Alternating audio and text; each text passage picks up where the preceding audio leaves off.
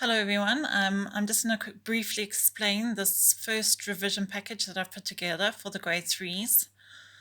Alright, so we start off with a bit of maths. And the first worksheet I've got is this one on symmetry. Symmetry is a very important concept and they need to understand it.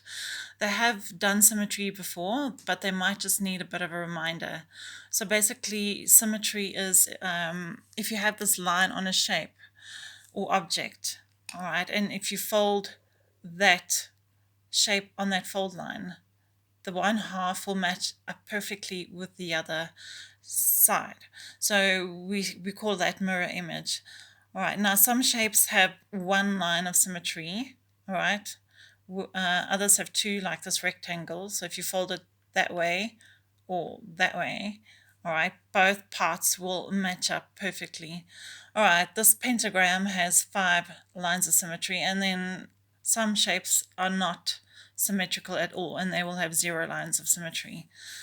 All right, so get your kids to have, give this worksheet a bash. I am aware of the fact that some of you might not have a printer, in which case, I mean, we're living in strange times at the moment, so we just need to get creative.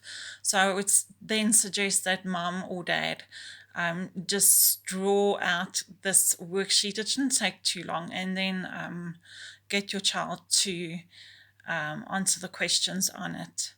All right, then the next one is just a little bit of multiplication, just to remind them of their multiples. So again, if you don't have a printer, just record all the different sums and on a sheet of paper, and then get your child to answer those questions. All right, and then the next one might be a bit more challenging. It's ordering numbers. We don't deal too much in grade 3 with numbers that go into the thousands. All right, but the grade 3 certainly do know what 1,000 is. So yeah, let's see how they do. So it's ordering numbers from the smallest to the largest. All right, and I will post the answers to some of these worksheets, and the symmetry worksheet, I will do another little video clip going into more depth about it.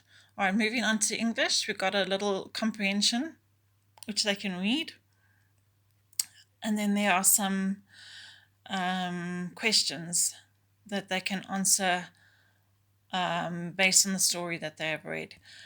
When we do comprehension in class, I encourage them to answer in full sentence. So if you can just make sure that they start with a capital letter and write the sentence and end with a full stop. All right. And then just a reminder on nouns. Nouns are naming words. All right. They name people, places, and things.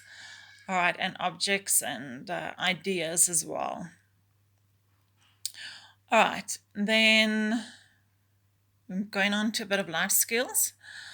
So I've just got some reading on bullying. We have discussed quite a bit in class about the topic of keeping my body safe. All right, we've spoken about bullying. We've spoken about stranger danger. We've spoken about abuse, that people are not allowed to hurt you or touch you in a way that is offensive. So keeping my body safe just encompasses all those different things. So maybe you can just read this with your child as a reminder about what bullying is all about. Then there's just a few questions. Write down 5 examples of bullying. And if someone bullies you, what should you do? And then there's just a little poster that they can color in. We have done our own posters in class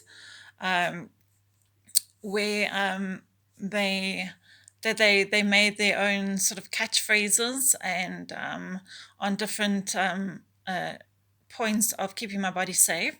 I've actually got those posters stuck up in the passageway of the school. So maybe you can pop around when all this blows over and just have a look at the posters that they have made. There's another little picture that they can color in. It says be a buddy and not a bully. All right. All right, and then just a bit of Afrikaans.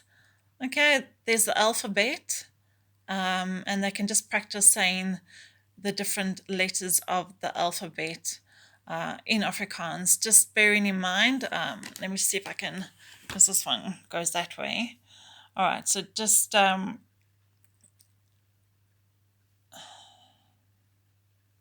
right, that's not working out. Okay, so just bearing in mind some letters of the alphabet are pronounced differently. All right, obviously the G we pronounce and the J we pronounce ya. When it comes to the R, we roll it. Okay, and the V, it's pronounced like an F. And then the W is pronounced like that is pronounced like the V sound. All right, so W is pronounced V. All right, so if you can just get them to practice those sounds, just also bear in mind that we don't really have a curly K sound in Afrikaans. The C is not really used, neither is the Q, and not so much the Z either. All right, but that is just some practice, and I will be posting Klanke, where they can go over the sounds that they have already done in Afrikaans. All right, I hope that will keep your little ones busy for some time, and I will go over some of the worksheets. I'll make a little video clip about that.